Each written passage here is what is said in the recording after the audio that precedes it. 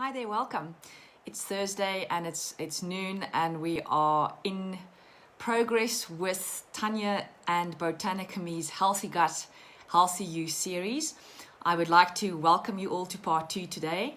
And I did give you a little bit of a homework after part 1 last week. So as everyone starts joining in, if you haven't got a skincare product or a shampoo or something with you, I am going to give you a couple of seconds now, a couple of minutes actually, to just go fetch one out of your cupboard.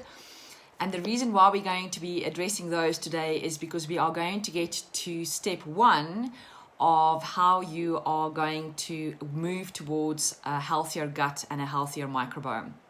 So for those of you that just joined in, welcome, fantastic, thank you. If you could just perhaps in the comments section, just go and write there where you're from.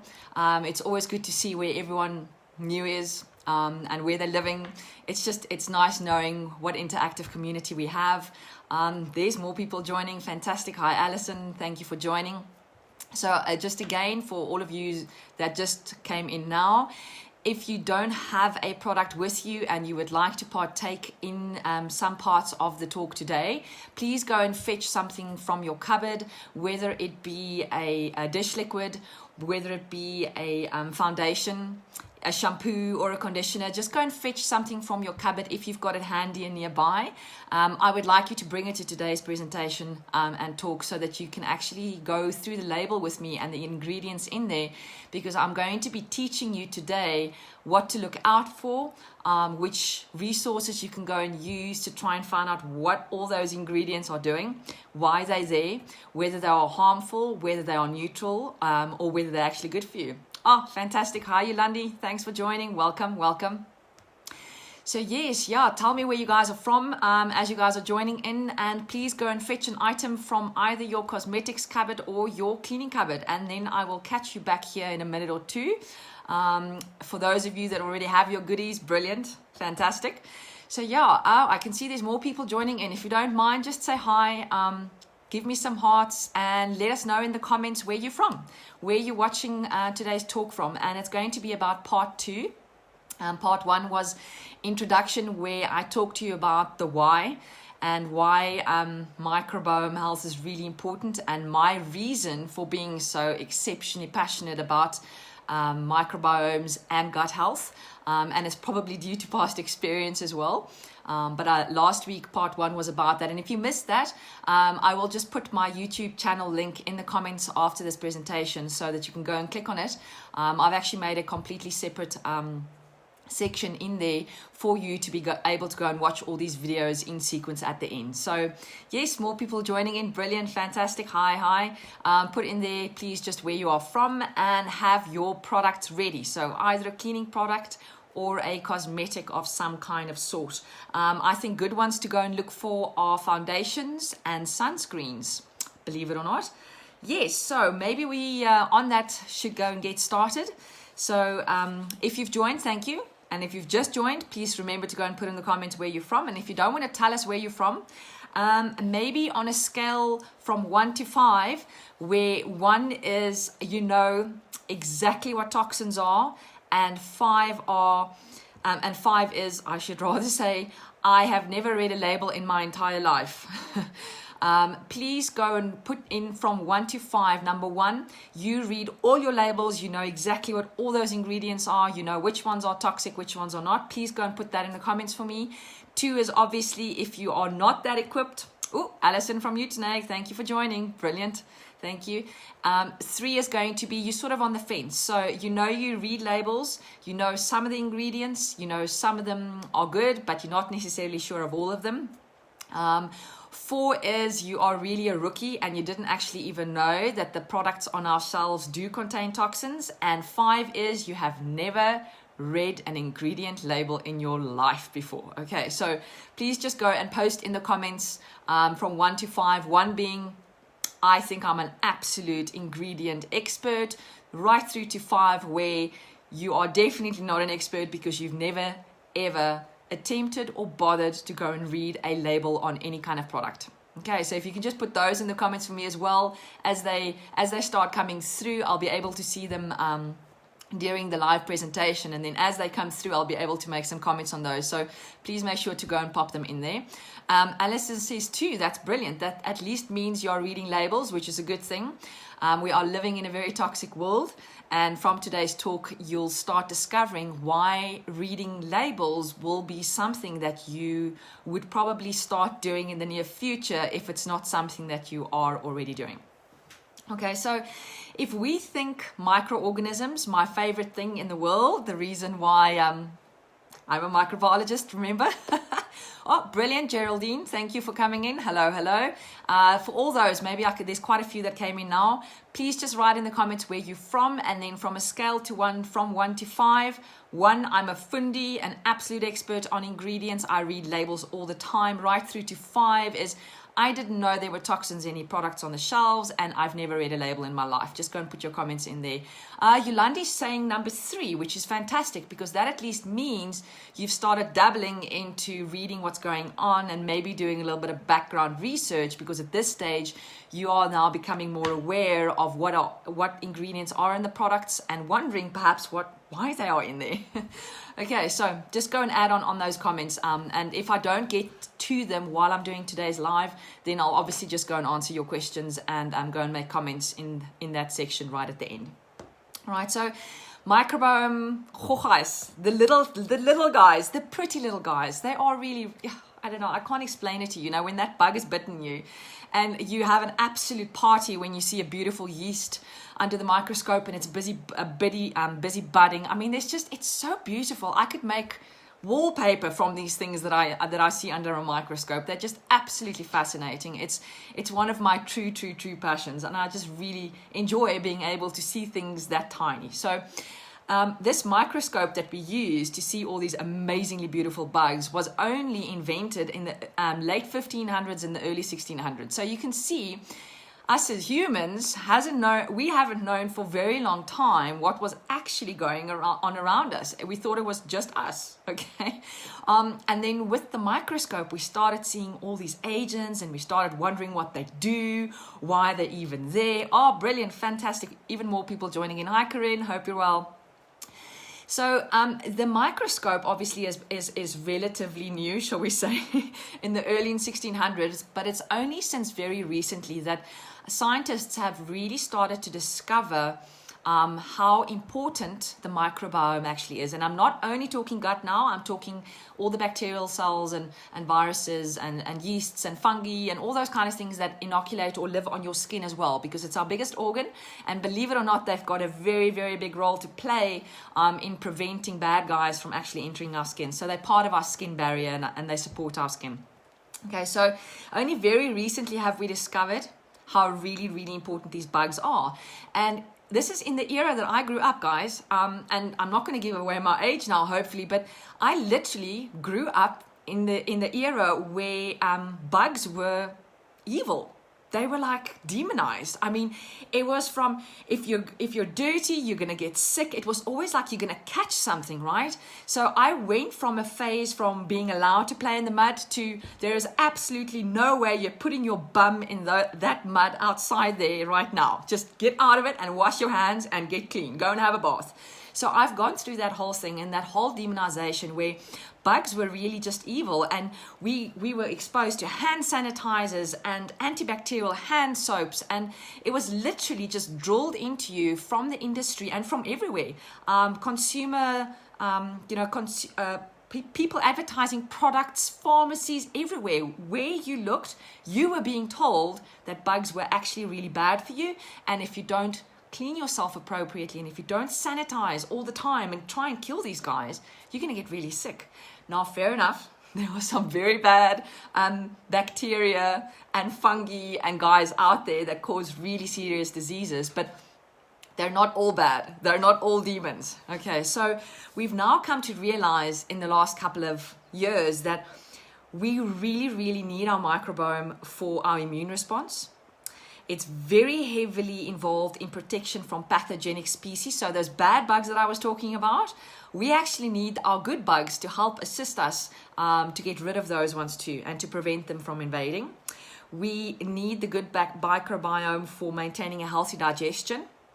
We need those good guys for balancing our hormone levels. We also need them for healthy cognitive function, because if you've been reading what's going on in all the research, is that gut-brain axis is excessively important. And the chemicals and the, I shouldn't really call them chemicals, but that's what they are, and the molecules that are made by these bacteria in your gut is what talks to your brain through the vagus nerve, and there's this continuous talk going on where it's sensing back to your brain what is required, and your brain then responding in a similar way. Are there invaders in the gut? Because the bacteria there are going to tell your brain, listen, there's a pathogen here. You need to make yourself ready, because we are going to have to throw up within the next 3 minutes, because there is a toxin that's just come down this lady's mouth. Okay, so it's that continuous communication that carries on. And from demonizing them to actually realizing that our lives actually depend on them is quite a large learning curve to go through in a very short space of time. And the interaction between us and our gut microbiomes, and also the microbiome on our skins, determines whether we stay fit or whether we become unhealthy and we develop minor health challenges or actually some serious disease conditions. Okay, so you can start understanding why the microbiome is really, really important.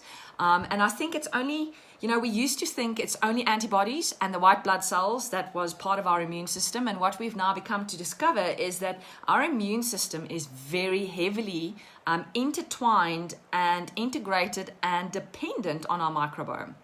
And without a good microbiome, we're also not going to have a good immune system. And without a good immune system, we are not going to be here because that is the sole thing that keeps us alive every single day. There is really there's so many threats that you are exposed to on a daily basis. And if you could actually understand what it is that your immune system is actually capable of, I mean, it's an absolute miracle. It's just the best thing in the world, right? So what we also now need to understand is that we are not eating or lessening toxins for one. We're actually eating for more than 1 trillion, and we're actually exposing ourselves or trying to expose ourselves to less toxins for trillions, because there is more of those guys in us than there are us. Okay, so immune system is also a little bit of a it's a difficult word to use to wrap your head around it, because the immune system is actually more a concept. It's not like we can target and we can say there's only 2 or 3 organs in your body and that's the immune system, or that it's the bone marrow or it's the white blood cells in your blood. It's not that at all. Your total tissue content is probably about 25% only immune tissue. That's quite a large percentage. And when you consider then that the largest part of that entire immune system sits in your gut lining, you also then can start to understand why looking after your gut, as well as the bugs that live in it, is really, really important. Because without it, you're not going to have an immune system, and you're also not going to have all those feel-good serotonin molecules getting produced, because more than 90% of serotonin is actually produced and stored in your digestive tract. Okay, if you don't have those, you're going to be slightly, your mood is going to be slightly down. So let's get into the nitty-gritty stuff. Okay, so those of you, there's brilliant. There's more that's coming in. Fantastic. Please, reminder, let me know where you're from. Just pop it in the comments. And if you haven't yet already, on the scale from 1 to 5, hi, Michelle. On a scale from 1 to 5, go and put in 1. I know exactly what toxins are. I read labels for absolutely everything. I know exactly where to go and find out what these ingredients do, or I already know what they do. 3 on average being I read labels, I know what some of the words mean, I don't know what some of the other ones means, and I might have an idea of what is causing harm and what is not. And 5 is I didn't even know products had labels, and I didn't believe that there could be toxins in anything that I purchase off a shelf. So just go and pop those comments in there for me. Well, Michelle, all the way from the UK, fantastic. Just go and let us know how you're doing on that label reading scale from 1 to 5. All right, so before we get started, there's actually quite a nice few databases I don't even know. What is the bases? I don't know how to say that. Sorry, there my English second language is letting me down a bit. I can't remember what it's supposed to sound like.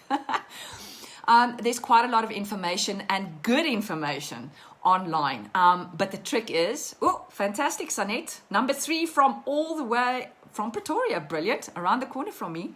Michelle is saying 3, but heading towards a 1. That is a very good thing, because that means you are practicing informed self-care and you are gathering the information to become a healthier you. So well done on that. Claire is a number 2. Fantastic. We've also got, oh, right up my alley. I love people that read labels, because it means they're trying to improve themselves. And that's what one of my things, eh? Okay, so there's different organizations running quite a few different databases online. And one of them that's quite a good one, although it's an American one, and the reason I'm saying although it is an American one, I'll explain in a second, but they are called the Environmental Working Group. And their website is very user-friendly, and it's put there in such a way that it only refers to peer-reviewed scientific studies of results. So it's not, I saw someone on the internet saying that it is safe to consume methanol, and now I'm going to find a Pinterest thing on that, and now I'm going to assume that methanol is good for me because it's really poisonous, by the way. But what I'm saying is this database is actually generated from peer-reviewed published research. Okay, now the only negative thing that I can see with this database, unfortunately, is that they do talk about a lot of the ingredients, but their scale of grading, whether it's good for you or it causes no harm, or whether it's bad for you, because there is so little research being done really on side effects and harshness of chemicals, it's sort of a little bit biased. But besides that, in the EU, they've got a list of, I think, around 1,300 chemicals now that are banned for use in cosmetics. And the FDA has only banned 9. There's like a list of 9 on this database. Okay, so just to put it into perspective, how different countries have different legislation, where some countries are definitely there trying to protect their people a little bit more health-wise and safety-wise. Other countries are a lot more lenient. And I think one thing that we do need to grasp very, very quickly right from the start is it is an absolute known myth that the government prohibits the use of all dangerous chemicals in personal care products and that companies would risk using them. That is a myth. The government will not protect you from those things, okay? And companies can put anything in their products. So please, please, please, after today's talk, please get yourself to a stage where you are going to be open to start reading labels and use some of the resources that I'm going to talk to you about today, so that you too can do the research and see, hey, why is this product inside my foundation? What is it even doing there if it's this toxic to my skin? Okay. So the nice part about this is now at least we have all this information at our fingertips. We can make informed decisions. We can start practicing informed self-care. And the beauty about that is we are going to become healthier, because our world is actually becoming more and more toxic, but we are going to be able to equip ourselves with the skills to improve even despite the environmental things that are going on around us. Okay.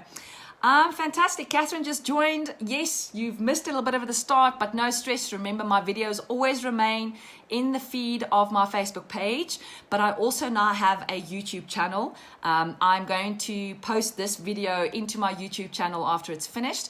And you're also very welcome to go and watch part 1 again, and I'll put the link for my YouTube channel in the comments after today's talk. All right, brilliant. So the first thing, that environmental working group that I was talking about, their website is ewg.org. And please do yourself a favor and go in there, because you can actually go and type in a product's name in there, or you can go and physically search for every single chemical in the ingredient list that you are seeing on your label. Really awesome like that. And they've also brought out an app. Now, because this is an American-based organization, I'm not entirely sure whether you'll find it in the South African App Store. I have it on mine because I've got an American account. But it's something maybe if one of you are willing to go into your App Store and tell me whether it's available in the South African App Store or Google Play Store or Android Store, please tell me, because I have just downloaded it and I'm definitely going to start using it. has the ability where you can scan barcodes too. So let's see if it works, because the app is based on Skin Deep, so skin stuff, as well as food scores, okay? And we are going to be talking about the chemicals in skin products and those things today, as well as cleaning chemicals, but we will be talking a lot more about food in the coming parts, okay? Yes, Michelle, so that website, www.ewg.org, that is perfectly correct, okay?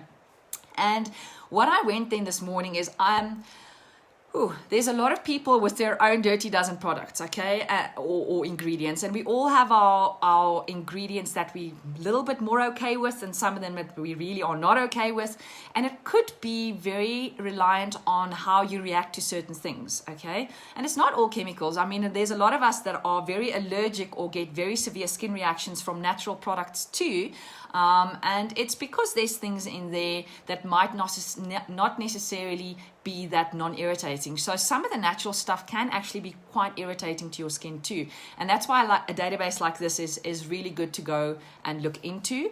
And it's also based on elimination. So if you've started using a new skin cream and after 2 or 3 days you start developing a rash, even the label says that, please discontinue use of that product because you are reacting to something that is in there. I, for one, react quite heavily to anything with a petrochemical in it, unfortunately. So there's a lot of good regenerating oils out there on the market, and I can use none of it because as soon as one of those petrochemicals actually gets onto my skin, I do develop quite a nasty skin reaction from that. Okay, brilliant. Nadia saying subscribe to my channel. Oh, wonderful. That's excellent. Thank you, Nadia. There's a lot more of you on here that I know haven't subscribed yet. So please do that. Go to my YouTube channel and subscribe so that you can get notified when my new videos get loaded up onto that. It's an easy way to just get notified so you don't have to go and look for it all the time.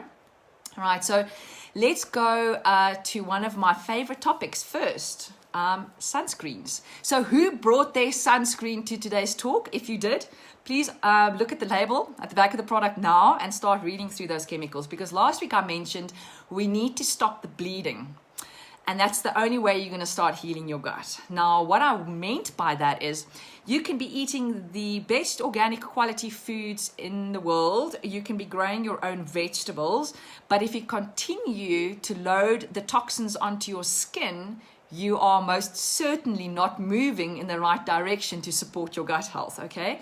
And the reason why I'm saying that is there's actually quite an uproar about sunscreen products at the moment. Even this a little bit more lenient database talks about the fact that they are going to be restructuring the criteria they use to grade their sunscreens. And the reason for that is there's quite a few chemical sunscreens on the market that is a chemical component that hasn't sufficiently gone through safety testing. There's not enough evidence showing that they are safe, and this database actually suggests that you do not use those products because they do not have enough safety information on them.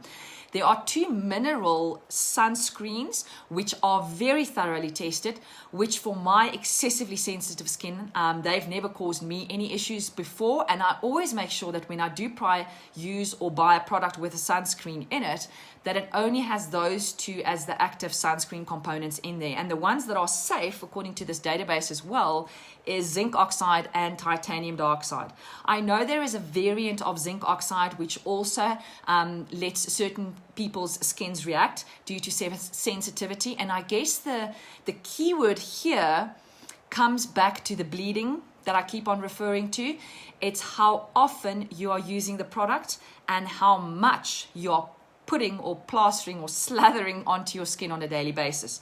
So if you're going to be putting on a sunscreen with the bad guys in there, and you're going to be using it once a year, over time, very many years, it may start having an impact. But if it's something that you're doing on a very regular basis and you're putting that sunscreen on every single day, then you really need to start considering switching to a product that contains less harmful ingredients. And the reason I'm saying it in that way is they have picked up these nasty chemicals from the sunscreens in breast milk, urine, and blood.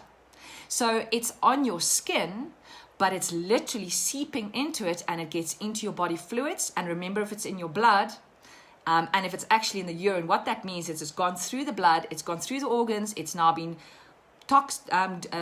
doing toxic effects everywhere where it's going through, and now it's being secreted in your urine. So it's actually gone through the process of being eliminated as a toxin out of your body, but it's already caused all the damage as it's gone through. There's quite a few of these chemicals that they also say bioaccumulate. So what that means is that they very toxic to the environment because they actually don't break down that easily, but they also accumulate in your cells and your body has no way to get rid of them. Okay, and that can become a serious problem and cause some serious health challenges going forward if it's something that you're doing continuously. So I have a very old foundation here with me. I'm going to close it so you can't see the brand or whatever. It's empty. Because as I started reading labels, I almost had a heart attack when I saw what was in here and what I was actually slathering onto my skin on a daily basis. But the two active sunscreen components in that very well known, and it's gorgeous, hey, that foundation is really nice for your skin. It didn't make my sensitive skin react for maybe the first year. It's only after I think about maybe 13, 14 months, I did start getting a reaction. And then I thought, maybe I should check the ingredients. And that's when I had the heart attack, right? Almost heart attack. But two of the chemicals in there are chemical sunscreen components that quite a few of our sunscreens and day creams have in them. One of them is called octinoxate and the other one's called oxybenzone. Okay, so those are not zinc oxide or titanium dioxide, the mineral ones. Those are the chemicals. So if I go into that EWG database and I type on octinoxate, it gives a score of 6. That is quite high up on the scale of a bad guy that you do not want to have on your skin every single day. So it's there because it also enhances skin absorption, right? And I think that's a big problem with the SPF products because they actually have things in there that make the SPFs be able to penetrate your skin because they've got to have it to stick on your skin because otherwise it's not going to be waterproof. So there's definitely that aspect in there, but that also means that the bad toxins then have a very easy route to go into your skin even deeper and affect all systems in your body. It is a moderate endocrine disruptor, known, scientifically proven. And that means it messes with your hormones, okay? And we all know what an unbalanced hormone system can result in. Very many health challenges. There is low, but it is definitely there, persistence and bioaccumulation. In other words, it stays in the environment, so it's bad for the environment too, and it accumulates in your cells. It also is toxic to your non-reproductive organ system. Biochemical or cellular level changes, risk is very high.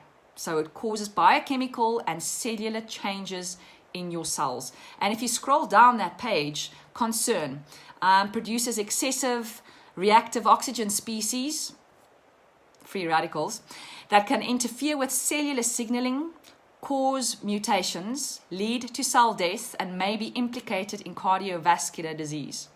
Do you want that in your sunscreen? I don't. There's quite a lot more research going down on that page about the endocrine disruption and which articles and which databases refers to it. There's several studies that actually shows it causes havoc in your endocrine, your hormone system. It's also quite irritating and it accumulates in people. So over time, you're going to become more and more irritated with it and it's going to cause serious conditions, health concerns, and skin irritations. Another one that was in that specific foundation is called, let me just scroll to the top, oxybenzone. Now that one we find in quite a few cosmetics, actually more than just the SPFs.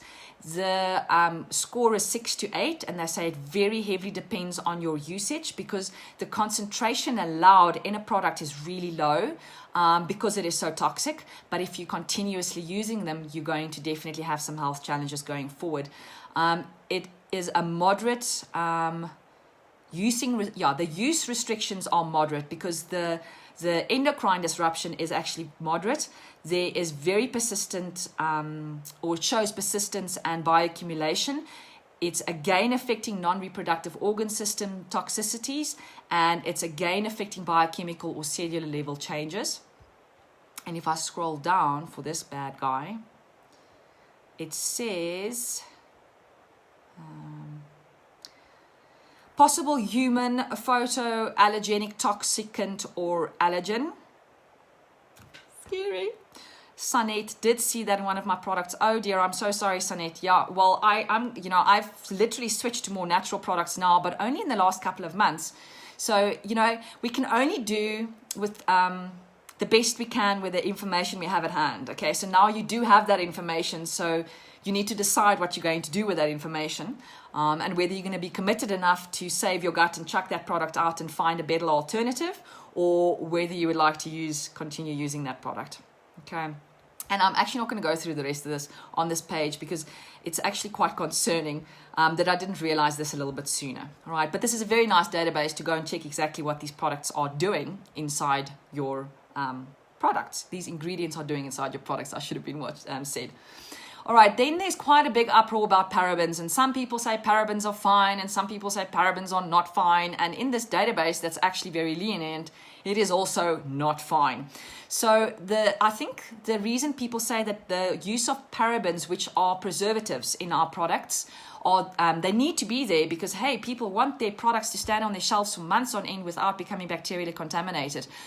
So it's the industry, it's us as consumers that is forcing industry to put more and more junk in our products, because we don't want to go and buy a new product every single month or every 2 or 3 weeks when it becomes contaminated. We want it to sit on our shelf for 6 months and not become contaminated, or some of them even a year or 2 years.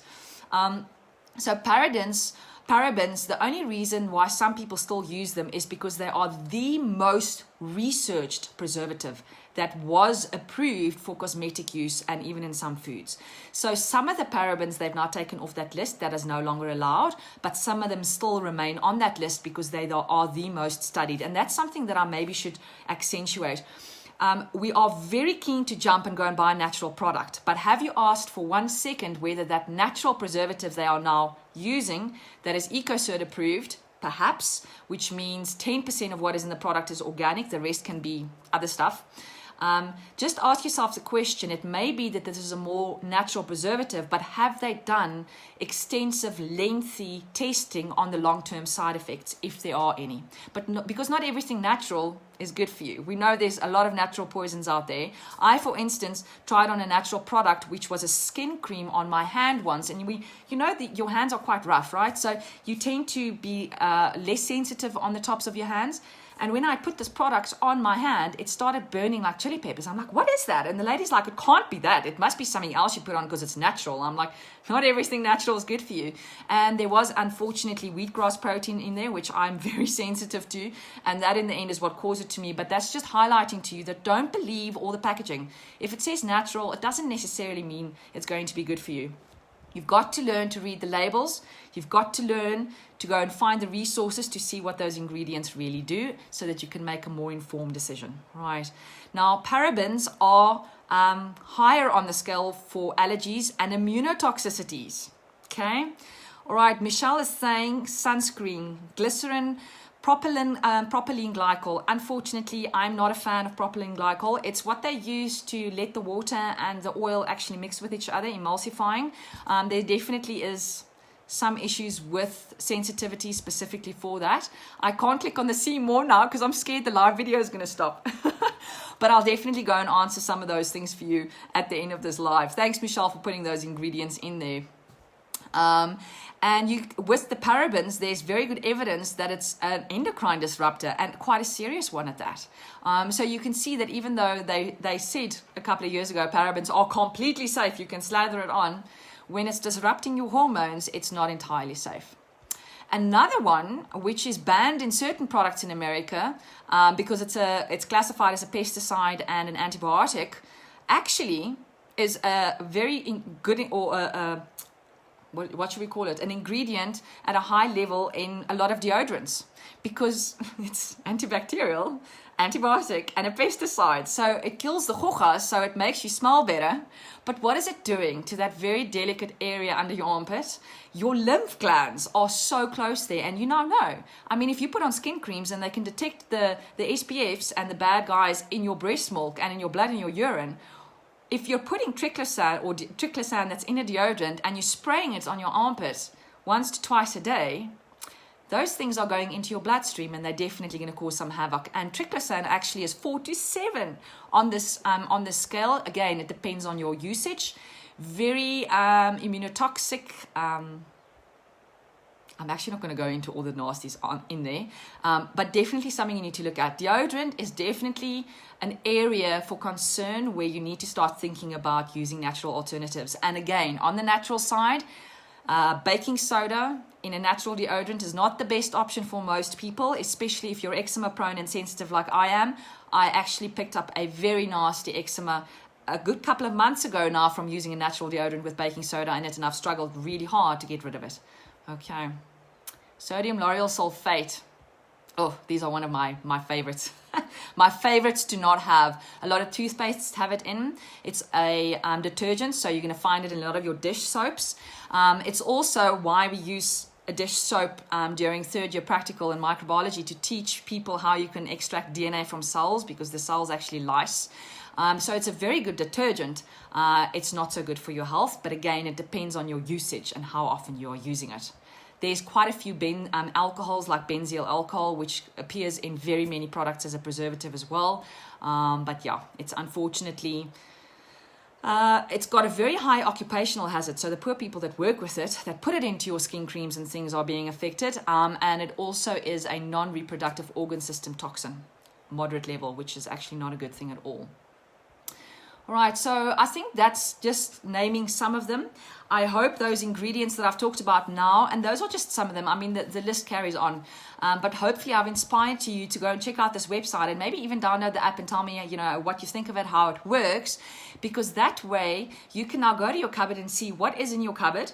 Am I going to put slathering on the sunscreen on a daily basis, and am I going to continue with that? Am I going to keep on putting toothpaste with sodium lauryl sulfate in it in my mouth every single day because it has the potential to mess up my hormones? Those are decisions that you need to take because the research is out there. It's publicly available.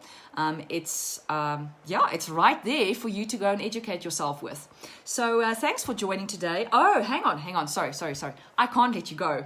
One other thing to think of is Teflon. Okay, now you know that coating that we use for pans and pots and those kind of things. Teflon actually falls into a group of chemicals that they call forever chemicals, and it does what the name says. They remain in the environment almost forever, and they are also very, very toxic. And believe it or not, you think Teflon pan, okay, how's that going to get onto my skin? How's it even going to come off the pan into my food? It actually comes off, especially if your pan is busy disintegrating. But they have found, and it's this group of chemicals, so anything with the word fluoro in it, F-L-U-O-R-O, in any of the longer words and ingredients on your products, anything with that on it is actually quite dangerous. It's been shown and linked with kidney and testicular cancer, which you know are bad ones, right? The kidney one especially. Thyroid disease, high cholesterol, hormone system disruption, and very definitely harms reproduction and development in children, okay? They have found these chemicals in eyeliners, lip liners, and specifically moisturizers with SPFs in them, okay? So food for thought. How do we stop the bleeding? We become committed and we take the first step and we go through our ingredients list on our labels and we start chucking out what we decide we no longer want to use. And that is where you start. Baby steps, and you start looking for alternatives that have got safer products or safer ingredients in the products. Okay, so that was my story for today. That was a bit of a longer one. Thanks for all of those of you that stayed right until the end. Brilliant. And next week we are going to be tackling the next one where we really need to start thinking about decreasing toxins to decrease the bleeding, and that is food. Because if you think about gut health, that is probably going to be the most crucial thing, right? The stuff that you're taking into your mouth on a daily basis, your fuel. What is your fuel charged with? Toxins, or are you actually going to be providing your cells and your body with the nutrients that they need? All right. So for next week, if you want to do some homework, if you're someone that buys quite a lot of home already, ready-made meals, those kind of things, go and read through those ingredients, because we will be talking specifically toxins in ready-made meals next week.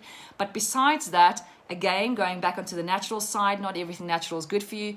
We're going to be talking very specifically about certain foods and food groups that are okay for some people to eat and are most certainly not okay for others, because they can be toxic to you too, even if it's a natural, organic, whole food. All right. Fantastic, guys. Very well. Fantastic for joining. And oh, I can see, hang on, before we go, Darlene just made a comment. Arrowwood for natural deodorant. Thanks, Darlene. Gonna have a look into that. I personally just use like a very good moisturizer with a couple of essential oils as well, because they're just so awesome smelling and really nice and antibacterial. So yes, fantastic. Thanks for joining, and go and look at those ingredients for the food. We're going to be talking food ingredients, food toxins, as well as different food groups, and things that we need to look at, and what foods we need to eat that our own bodies don't use as food, but that the microbes in our gut actually need for them to survive. All right. So thanks for joining. See you all next week. Be sure to share the live or even the link to my live to friends and family. And if you know someone that would be interested to learn a little bit more about gut health and my journey with it, please go and introduce them to my YouTube channel, because all my videos will be loaded on there as well. Yes, and follow me on my Facebook page. Thank you. Bye-bye.